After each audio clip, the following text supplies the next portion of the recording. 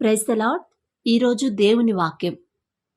ఆయన నీ పాదము తొట్రిల్లనియడు, నిన్ను కాపాడువాడు కునుకడు. కీర్తనల గ్రంథము 121 అధ్యాయము 3వ వచనం. మనం ఎంత ధన్యుడమై ఉన్నామో కదా.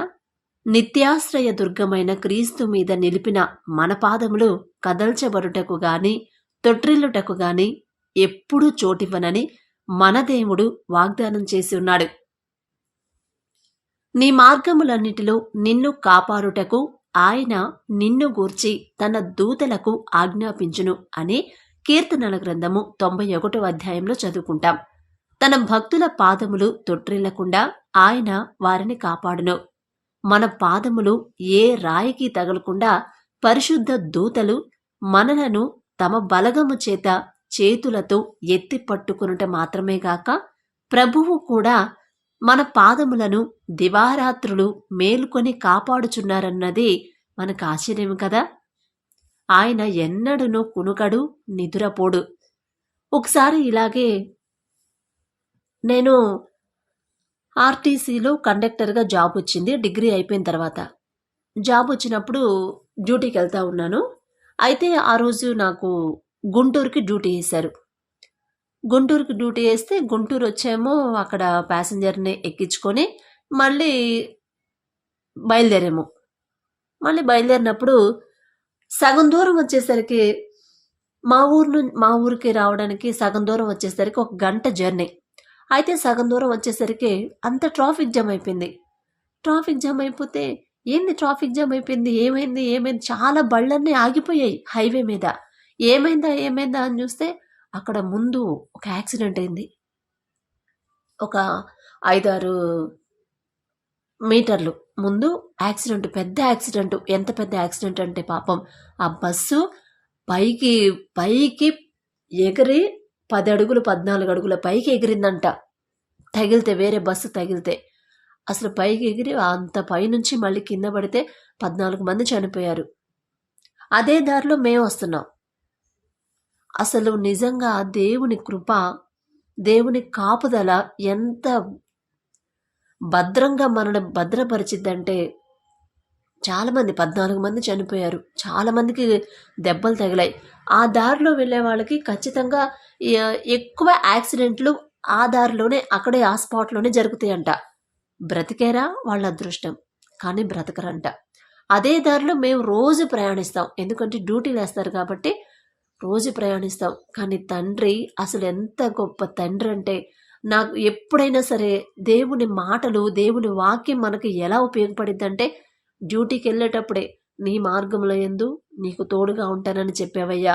నీ పక్కన 1000 మంది పడినను, నీ కుడి ప్రక్కన 10,000 మంది కూలినా ఏ అపాయము నీ యొద్దకు రాదు అని మీరు చెప్పారు. అలాగే ఇంకా వాక్యాలు ఉన్నాయి కదా, తన భక్తుల పాదములు తొట్టిల్లకుండా ఆయన వారిని కాపాడును అని తండ్రి వాగ్దానాలు ఇచ్చావు. ఆ వాగ్దానం ప్రకారమే మమ్మల్ని నడిపించు అని ఆ రోజు ప్రార్థన చేసుకుని వెళ్తూ ఉంటాం కదమ్మా. తండ్రి అంటే మనకి ఏ సందర్భంలో ఏ వాక్యం ద్వారా, ఏ వాక్కు ద్వారా మాట్లాడతాడో ఆ వాక్కునే మనకి మనసులో ప్రేరేపిస్తూ ఉండిద్ది. ఇదే వాక్యం నీ పక్కన 1000 మంది పడినను, నీ కుడి ప్రక్కన 10,000 మంది కూలిన అపాయము నీ యొద్దకు రాదు అని చెప్పాడు. నా ముందే మా దారిలోనే అసలు ఇంకొంచెం 5 నిమిషాలు అయితే మేము రావాలి. 14 మంది చనిపోయారు పాపం. 14 మంది చనిపోయారు. మళ్ళీ గాయాలు చాలా మందికి దెబ్బలు తగిలాయి.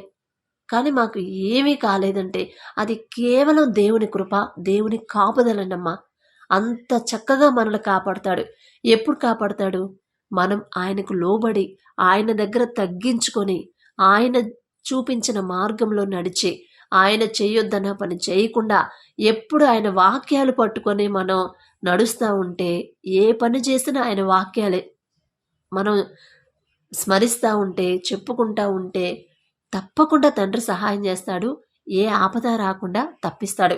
ఇలాగే మొన్న ఒకసారి, అంటే ఒక 2 months బ్యాక్ అనుకుంటా, నేను, పిల్లలు, మా హస్బెండ్ నలుగురం కలిసి ఇంటికి వెళ్తున్నాం. అమ్మ వాళ్ళ ఇంటికి వెళ్తున్నాము. కారులో వెళ్తున్నాము. కారులో వెళ్ళేటప్పుడు స్పీడ్గా, అంటే కార్ అంటే కాస్త 90, 100 ఆ స్పీడ్లో వెళ్ళిద్ది కదా హైవే మీద. అయితే వెళ్తా ఉన్నాము. నైట్ పూట వెళ్తున్నాము. ఈయనకేమో పాపం పగలంతా ఆఫీస్‌కెళ్ళొచ్చాడు. కానీ వెళ్ళాల్సిన అవసరం తప్పకుండా వెళ్ళాల్సిందే. కాబట్టి నిద్రొస్తుందన్నాడు. సరేనండి ఒక పక్క సైడ్‌కి ఆపుకొని కాసేపు పడుకొని బాగా నిద్రొచ్చినప్పుడు డ్రైవింగ్ చేయకూడదు గదా! అస్సలు జేయడు. ఫుల్లు నిద్రొస్తుందంటే ఖచ్చితంగా పక్కకు తీసేస్తాడు. కాసేపు పడుకుంటాడు. ఆ తర్వాత స్టార్ట్ చేస్తాడు. అట్లానే ఒక పావుగంట పడుకున్నాడు పక్కకి. కారు పక్క సైడ్‌కి ఆపుకొని ఒక పావుగంట పడుకొని, అయిపోయిన తర్వాత మళ్ళీ మొహం కడుక్కొని మళ్ళీ బయలుదేరాము. అట్లా మేము వెళ్ళే దారిలో 4 కార్లు ఒకదానికొకటి, ఒకదానికొకటి, ఒకదానికొకటి 4 కార్లు ఢీకొన్నాయి. ఎందువల్ల ఢీకొన్నాయంటే ఆవు ఒకటి అడ్డం వచ్చింది. చీకట్లో. చీకట్లో ఆవు గాదు. దూడ ఇది బర్రెనుకుంటా అడ్డం వచ్చింది. అసలు ఇంకొక్క పావుగంట ముందొచ్చినట్టయితే మేము ఖచ్చితంగా మా కారు గూడా అక్కడే ఉండేది. ఢీకొన్న కారులో. అసలు నిజంగా దేవుడు ఎంత గొప్ప తండ్రో గదా! మనల్ని ఆ ఆపదల నుంచి, అపాయాల నుంచి, ప్రమాదాల నుంచి తప్పించడానికి మనం ఏ పాటి వారమమ్మ. మనమెంత, మన బ్రతుకులెంత. అయినా సరే తండ్రి జాలిగల తండ్రి. 4 కార్లు. అరే ఏమైందని చూస్తే ఒక కారు వచ్చి ఒక కారు అంటే ముందు కారు సడన్ బ్రేక్ వేసి ఉండిద్ది. ఆవు బర్రె అడ్డం వచ్చిందని ఆ కారు వెనకొచ్చిన కారు స్పీడ్లో వచ్చింది కదా, ఆపుకోలేక ఆ స్పీడ్లో ఓవర్ స్పీడ్లో ఆ కారు తగిలింది. వెనక నుంచి వచ్చిన కారు మళ్ళీ ఈ కారు మళ్ళీ అట్లా 4 కార్లు ఒకదానికొకటి ఢీకొన్నాయి, ఆపారు. కాకపోతే దేవుని కృప వల్ల దెబ్బలైతే తగలలేదు. ఎందుకంటే చూస్తే మనం తట్టుకోలేము. అసలు ఆ బ్లడ్ చూడాలంటే నా వల్ల అయితే కాదు. అందుకని నా కళ్ళ ముందు ఎప్పుడు అంత భయంకరమైన యాక్సిడెంట్ నా కళ్ళతో నేను ఎప్పుడు చూడలేదు. కాకపోతే జరిగింది అని చెప్పారు కానీ చూడలేదు. నాకు భయం. తండ్రిని నేను అడుగుతా ఉంటా, అంత భయంకరమైన పరిస్థితులు నా కళ్ళ ముందు మాత్రం జరిగించొద్దయ్యా అని. అట్లా దేవుడు 2 సార్లు ఆయన రెక్కల కింద భద్రపరిచాడు. ఎందుకు? ఆయన ఎన్నడును కునుకడు, నిద్రపోడు. ఆయనను ప్రభువు మన పాదములను కాపాడాలంటే మనం నెరవేర్చవలసిన మన వంతు కూడా ఒకటుండిద్ది. దుష్ట మార్గములలో నుండి నా పాదములు తొలగించుకొనుచున్నాను. ఇక్కడ పాదములు అంటే మన జీవిత విధానం అనేది మనం ఒకసారి గమనించాలి. కీడుగా కనబడు ప్రతిదాని నుండి మన జీవితం యొక్క నడవడిని తొలగించుకుని ఎడల మన పాదములు తొట్టిల్లపోకుండాను పడిపోకుండా ప్రభువే కాపాడతాడు. ఆయన చెప్పిన మార్గాల్లో నడవకుండా, అమ్మ మీరిలా ఉండండి, ఇలా చేయండి, ఇలా మాట్లాడండి, ఇలా నడవడిక మీది ఇలా ఉండాలి, మీ ప్రవర్తన ఇలా ఉండాలి, మీ మాట తీరు ఇలా ఉండాలని ప్రతి ఒక్కటి మనం ఎలా బ్రతకాలి, ఎలా జీవించాలి, ప్రతిదీ కూడా బైబిల్లో స్పష్టంగా తండ్రి చెప్పాడు. ఆ రీతిగా మనం నడుచుకుంటే దేవునికి ముచ్చట. ఇప్పుడు మన పిల్లలే ఉన్నారండి, మన కడుపున పుట్టిన పిల్లలు ఉన్నారు. వాళ్ళు మనం చెప్పిన ప్రతిదీ విన్నారనుకోండి, మనకి ఎంత సంతోషం వేసిద్ది. ప్రతిదీ ఇది కాదు, అమ్మా నేను అది చేయను, అది మాత్రం నాకు చెప్పొద్దు, ఇంకా వేరేది చెప్పు అంటే మనకు కోపం వచ్చిద్దా రాదా? అరే ఇది కాదు నాన్న, నువ్వు ఆ దారిలో వెళ్ళావంటే ఆ పని చేస్తే నువ్వు పడిపోతావు, దెబ్బలు తగులుతాయి, వద్దు అని చెప్పినా కూడా వినలేదనుకోండి, మన కోపం వచ్చిద్దా రాదా? అదే నాన్నగా అది చెయ్యొద్దు, అది అట్లా చేస్తే నువ్వు పడతావు నాన్న, చెయ్యొద్దంటే సరేనమ్మా నేను అది చెయ్యను అని చెప్పి మనం చెప్పిన ప్రతి పని చేశారనుకోండి, మనకి ఎంత ముచ్చటేసిద్ది మన పిల్లల్ని. అలాగే మనల్ని చేసిన మన తండ్రికి ఇంకెంత ముచ్చటేయాలి. అసలు ఎంత నిజంగా. అందుకని తండ్రి ఆయన చెప్పినట్టు మనం నడిస్తే, ఆయన చెప్పినట్టు తగ్గింపు జీవితం. అసలు యేసు ప్రభు వారు ఎంత గొప్ప మహిమను వదులుకొని ఈ లోకానికి రావాల్సిన అవసరమే ఉందండి. అంత గొప్ప సింహాసనాన్ని వదిలి వచ్చి ఒక మామూలు మనిషిగా వచ్చి పశువుల తొట్టిలో, పశువుల పాకలో ఉండాల్సిన అవసరమేముంది? ఆయన తలుచుకుంటే ఆకాశమంతా సింహాసనంలో ఉండగలడు. కానీ ఆయన జీవితమే మనకొక మాదిరి అని మనం తెలుసుకోవడానికి అంత తగ్గింపు జీవితం కలిగి ఉన్నాడు. అదే తగ్గింపు జీవితం నువ్వు నేను కలిగి ఉంటే ఎంతో ముచ్చటపడిపోతాడట తండ్రి. ముచ్చటేసిందంటే ఇప్పుడు మనం వాళ్ళు అడగకుండానే మనం ఇచ్చేస్తాం కదా. మన పిల్లలు అట్లా చెప్పిన ప్రతిదానికి సరేనమ్మా, వద్దమ్మా, నువ్వు చేయొద్దన్నావుగా నేను చేయనమ్మా అని చెప్తా ఉంటే ముచ్చటేసిద్ది కదా. అసలు ఆ ప్రేమ మనకి ఎంత ప్రేమ వచ్చిద్ది పిల్లల మీద. వాళ్ళు అడగందు కూడా మనం ఇచ్చేస్తాం తెచ్చి. ఇదిగో నాన్న, ఇదిగో ఈ బొమ్మ తీసుకో, ఇది ఆడుకో అని చెప్పనని. వాళ్ళు అడగంది కూడా మనం ఇస్తాం. అంత అంత మన పిల్లల్ని మనం అంత ప్రేమిస్తే మనల్ని చేసిన తండ్రి మనల్ని ఇంకెంత ప్రేమిస్తాడు. ముచ్చట పడతాడంట మనం చేసే పనులకి. అరే ఆ పని నేను చెయ్యొద్దన్నాను, చెయ్యట్లేదు నిజంగా. అరే మనస్ఫూర్తిగా చెయ్యట్లేదు, పద్ధతి మార్చుకోమన్నాను, మార్చుకుందే. అసలు ఎంత ఎంత ఎంత చక్కగా వింటుంది నా మాట అని మనం అడగనే కూడా ఇస్తాడు. మనం అనుకుంటే చాలు ఇచ్చేస్తాడు. నాకు చెప్పాను కదా, నా జీవితంలో అడగనే కూడా, అంటే కాస్త ఏదైనా చూసి ఆశపడ్డానంటే మళ్ళీ అది అడగకూడదు, అడగలేదు, అడగకపోయినా నాకు ఇచ్చాడు. తల్లి ముచ్చట పడుతుంది, సరే తీసుకో అని ఇచ్చాడు. అది నేను ఇంతకుముందు వీడియోలోనే మీకు పెట్టాను. అట్లా అంత చక్కగా తండ్రి ఆయన చెప్పిన నడవడిక మనం నడుచుకుంటే, మన జీవితాన్ని ఆయన చూపించిన మార్గంలో మనం మార్చుకుంటే, లోకానికి వ్యతిరేకంగా జీవించాలి. లోకాన్ని అనుసరించొద్దు. లోకాన్ని అనుసరిస్తున్నామంటే దుష్టుడి వెనకాలే మనం వెళ్తున్నట్టు. లోకానికి వ్యతిరేకంగా మనం మన జీవితాన్ని ఎప్పుడు తగ్గింపే కావాలి. బైబిల్లో చాలామంది దేవుడు ప్రత్యేకంగా ఆశీర్వదించాడు. దావీదు గారు కానీ, దానియేలు గారు కానీ, యోసేపు కానీ, ఇంకా అబ్రహాం గారు కానీ, చాలామందిని తగ్గింపు జీవితం. దావీదు గారితో ఎంత తగ్గించుకున్నాడో, బాలుడని అసలు ఏ పాటి వాడినయ్యా నేను అని ఎంత తగ్గించుకున్నాడో. అందుకని ఎక్కడో అడవిలో గొర్రెల కాపరిగా ఉండాల్సిన దావీదుని తీసుకొచ్చి అంత గొప్ప రాజుని ఎందుకు చేశాడు? తగ్గింపు జీవితం, తగ్గింపు మాటలు, తగ్గింపు నడవడి. నీ బంధువుల దగ్గర తగ్గించుకో, నీ చుట్టూ ఉన్న వాళ్ళ దగ్గర తగ్గించుకో, ఆఫీసులో తగ్గించుకో, నీ భర్త దగ్గర తగ్గించుకో, దేవుని దగ్గర మొట్టమొదట దేవుని దగ్గర తగ్గించుకుంటే చాలు. ఇక ఆయన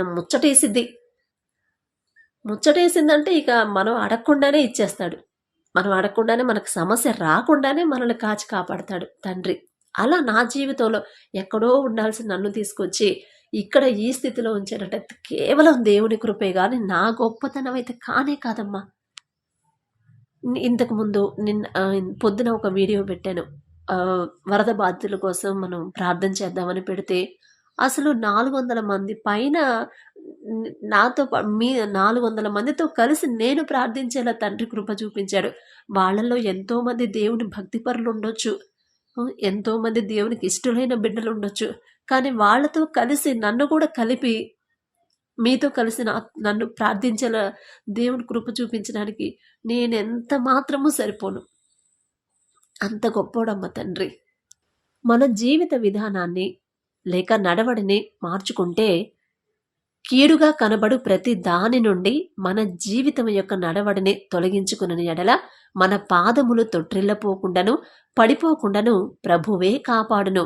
జారి పడకుండా నా పాదములను నీవు తప్పించి ఉన్నావు గదా అనే కీర్తనల గ్రంథంలో 116వ అధ్యాయంలో మనం చూస్తాము. దావీదు గారు చెప్తారు, దేవుడు మన శరీరంలోని దిగువ భాగమందరి పాదములను అంతగా జాగ్రత్త వహించుచు కాపాడినప్పుడు ఆయన మన శిరస్సును ఇంకెంత జాగ్రత్త కాపాడతాడు. చెడు తలంపులు రాకుండా, చెడు ఊహలు రాకుండా ఇంకెంత చక్కగా కాపాడతాడు జాగ్రత్తగా. దేవుడు మన శరీరాన్ని గురించి ఇంతగా శ్రద్ధ వహించిన ఎడల ఆయన మన ఆత్మను గురించి ఇంకెంత శ్రద్ధ వహించును? ఒకసారి ఆలోచించండమ్మా.